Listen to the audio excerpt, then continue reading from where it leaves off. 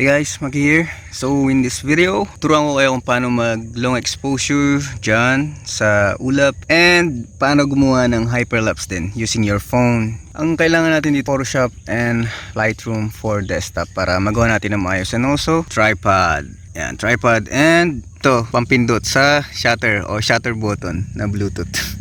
Yan. So let's get started.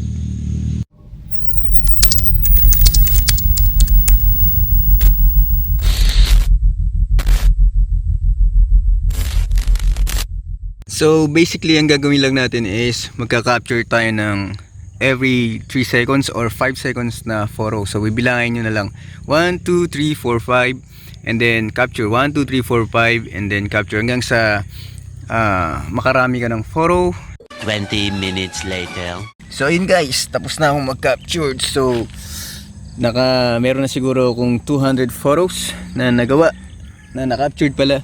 So kung ang target nyo is gagawa lang kayo ng long exposure, kahit 10 photos enough na yon. Kung gusto nyo mag long exposure o gusto nyo maging smooth yung sky na yan, 10 photos is enough. Pero dahil pagkasabayin natin yung hyperlapse and long exposure using Lightroom and Photoshop, dinaihan ko na yung captured ko ng photos. So kung wala ka palang ganito, yung button na to o yung Bluetooth shutter button, pwede mong manual itatap mo yung shutter button sa screen mo. Medyo nakakapagod nga lang yun, pero meron namang app which is yung camera F5 bla bla ganun. Meron siyang timer which is automatic siyang magka-capture ng photo sa specific seconds na nilagay mo. Kuwari 3 seconds, matik na siyang magka-capture. Pero gusto kong ginagamit kasi yung etong built-in camera kasi meron siyang AI. So automatic niyang i-optimize yung photo na makaka-captured mo, which is good. So babalik na tayo ngayon sa bahay para mag-edit. So I'm back, andito na tayo ngayon sa aking computer and mag-edit na tayo. So as you can see sa wallpaper ko, ganito yung gagawin natin. Like yung sky is gagawin nating smooth, like long exposure sa sky.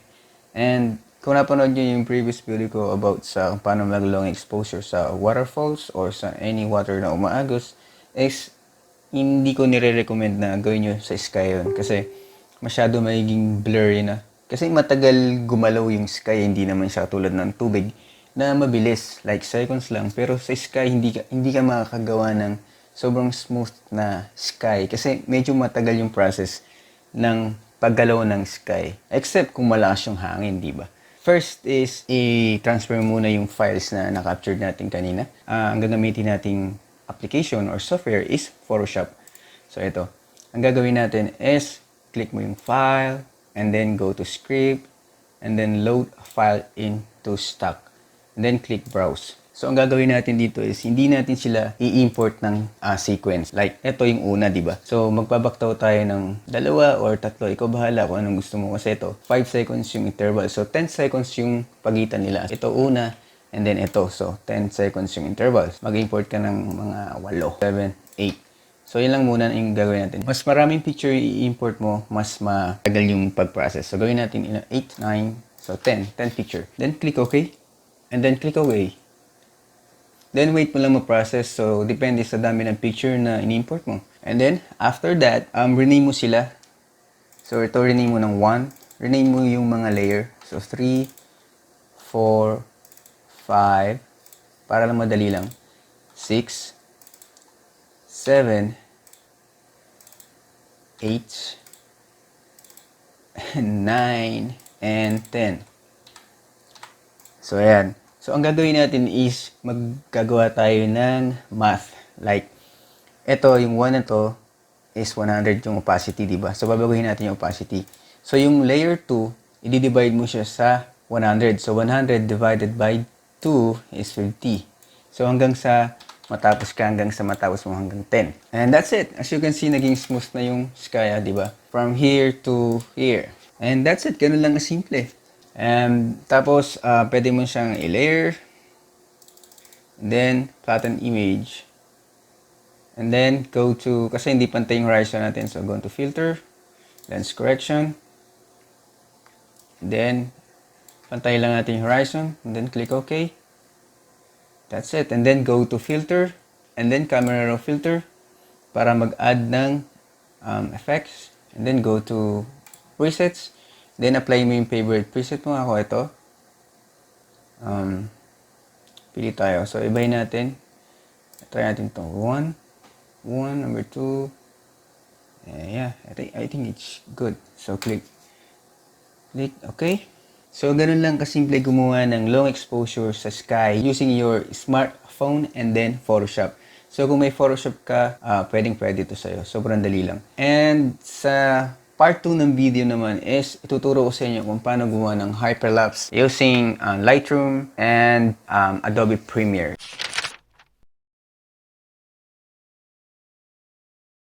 So, this is the version 2 or method 2. Mas maganda yung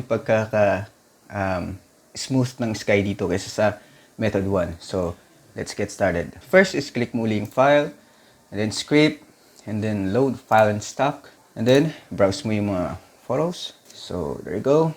Ang gagawin ko is mag-random pick lang ako. So, hindi mo naman kailangan kunin silang lahat. So, depende sa inyo kung ilan yung pipiliin nyo. Mas marami kayong pipiliin, mas matagal. Okay na siguro yan para mapakita ko lang sa inyo. Click natin mag-load. After mag-load, click mo parehas to. Automatically align source. And then, click create smart object. And then, click OK. Then, wait mo lang ma-process. So, after ma-process, go to layer. And then, smart objects. And then, go to stock mode. And then, click min. Then, wait mo lang uli mag-process. After that, magiging smooth na yung sky. Pero yung palay or yung mga nasa ibang elements is hindi mabablur. So, that's it. Look at that. So smooth, diba?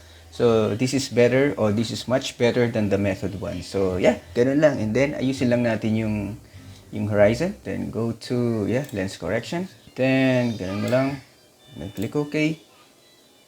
And then, go to filter para mag-add ng effects or ng preset. Go to camera raw filter.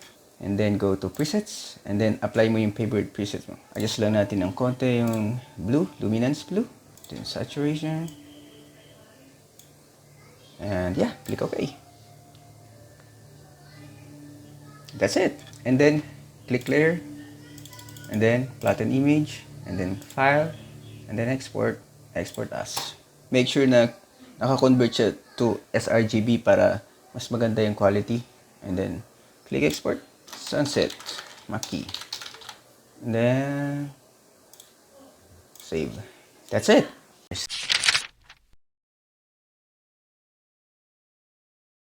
Ang gagawin naman natin ngayon is gagawa tayo ng Hyperlapse using LIGHTROOM and Adobe Premiere. Ang una natin gagawin is i-import muna natin yung mga na-capture nating photo and then edit natin siya sa LIGHTROOM. So, import mo siya lahat. Mas madami, mas maganda, di ba? So, yes. Here you go. Meron akong 285 images na na-capture. And then, import mo siya lahat sa LIGHTROOM. And then, i-edit natin sila. And then, click import. Then, after ma-import lahat, go to develop. And then, edit natin yung unang picture. So, i-apply ko yung favorite preset ko, which is yung Macky Travel version 2. Tingnan ito na lang yung 2. Adjust ko na lang. So, adjust ko muna.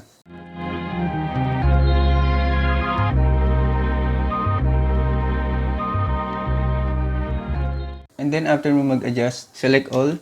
And then, click sync. Then, click synchronize.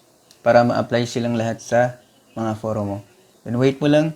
After ma-apply, export mo na sila lahat. So, click export. Then, sunset to.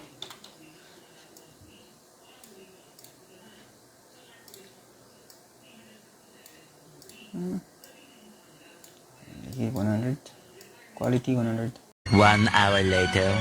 And then, open mo na yung Adobe Premiere mo. So, meron ba tayong isang problema dito? As you can see, yung sequence hindi siya sunod-sunod like 701, 704, 707. So, we need to fix that sequence first para ma-import natin ng sunod-sunod or ng isang file sa Adobe Premiere. Ang kailangan mong gawin is, kailangan mong i-download yung Advanced Renamer. So, link on the description below lahat ng kailangan mong download or software na kailangan mo is nasa description. So, yeah. And then, click add. And then, directories.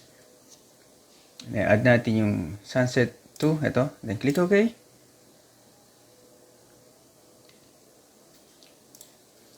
And then, click mo to. Ito, increment. Actually, dito natin yan. Click mo yung INC numbering or incrementing numbers.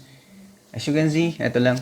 Napalitan na sa yung sunod-sunod niya, which is yung 001, 002, 003. So, sunod-sunod na yung numbering niya. And then, click start batch para mapalitan lahat. And that's it. Click OK. And then, exit mo na. And then, click new project. And then title Hyperlapse Sunset. And then click OK. And then click File. And then Import.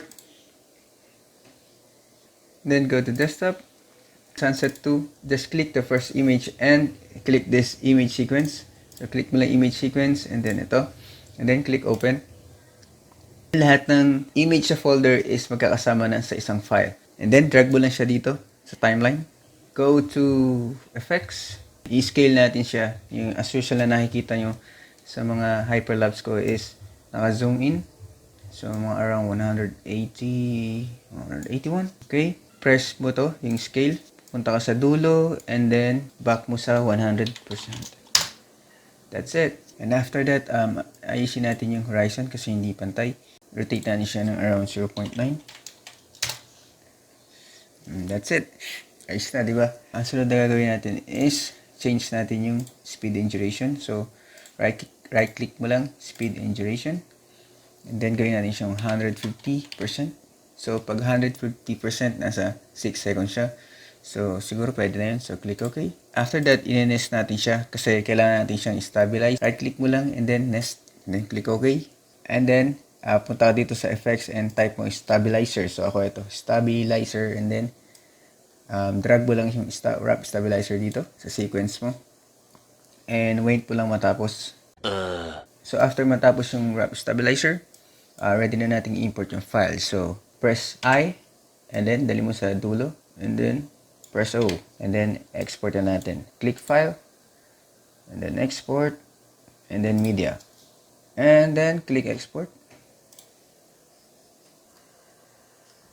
And there you go. Tapos na mag-export and